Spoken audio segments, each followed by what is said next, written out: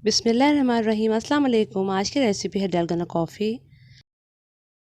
4 खाने के चम्मच गर्म पानी लिया है, 4 खाने के चम्मच चीनी, 4 खाने के चम्मच इंस्टेंट कॉफ़ी, एक इस तरह का बाउल ले लिया है। बीटर लेंगे इसे बीट करने के लिए।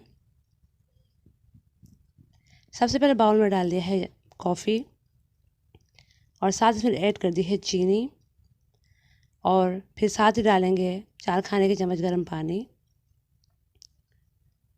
और अब इसे स्लो स्पीड पर जो है वो इसे बीट करना है। बहुत हाई मत कीजिएगा, स्लो में ही कीजिएगा और इसे इतना बीट करना है कि बिल्कुल क्रीमी और बिल्कुल लाइट कलर में आ जाए। अब देखें 1 मिनट हो चुका है इसे बीट करते हुए और अब कॉफ़ी का कलर बदलना शुरू हो गया है। 3 मिनट में आराम से बीट हो जाती है।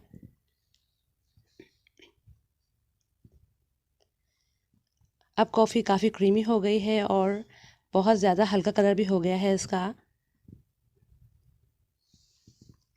अब आप देखें ये बिल्कुल क्रीमी हो गई है और बिल्कुल लाइट कलर में आ गई है। इसका मतलब है कि कॉफ़ी हमारी अच्छी तरह से बीट हो चुकी है। और आप देखें इतना ही हमें इसे थिक करना है, बहुत ज़्यादा थिक नहीं करना, इतना रनी फॉर्म में होना चाहिए। और अब इसे आप देखें इस तरह से ये थिक और क्रीमी हो गई है। इस तरह के विस्क से भी आप इसे बीट कर सकते हैं और अगर आप इससे बीट करेंगे तो इसे 6 से 7 मिनट लग सकते हैं, लेकिन मशीन से जो है वो ये 3 मिनट में आराम से बीट हो जाती है। ये बिल्कुल ठंडा दूध है जो यहाँ मैं इस्तेमाल कर रही हूँ। अब आपको बताती हूँ कि इस कॉफ़ी को बनाना किस तरह है। और इस तरह से एक सर्विंग ग्लास ले लिया है और थोड़े से आइस क्यूब चाहिए होंगे। अब अपनी मर्ज़ी से आप आइस क्यूब इसमें डालें।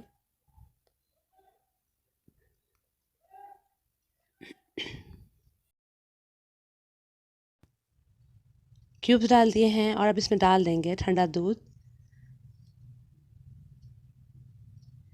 अगर आप चीनी ज़्यादा पीते हैं तो दूध में थोड़ी चीनी ऐड कर लीजिएगा और फिर इसमें डाल देंगे ऊपर से ये मज़ेदार सी कॉफ़ी।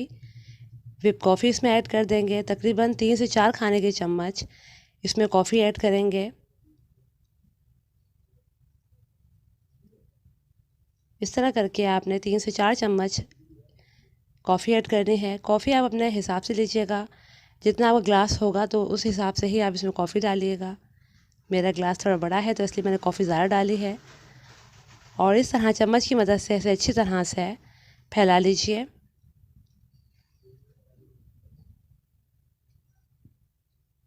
आप देखिए कितनी मज़ेदार और क्रीमी सी हमारी कॉफ़ी बनी है। और इस तरह से आप चम्मच की मदद से इसे फैला लीजिए। अच्छी तरह से स्प्रेड हो गई है कॉफ़ी। और अगर चाहते हैं तो इसके ऊपर आप स्वीट कोको पाउडर या फिर थोड़ी सी कॉफ़ी पाउडर जो होता है वो भी डाल सकते हैं।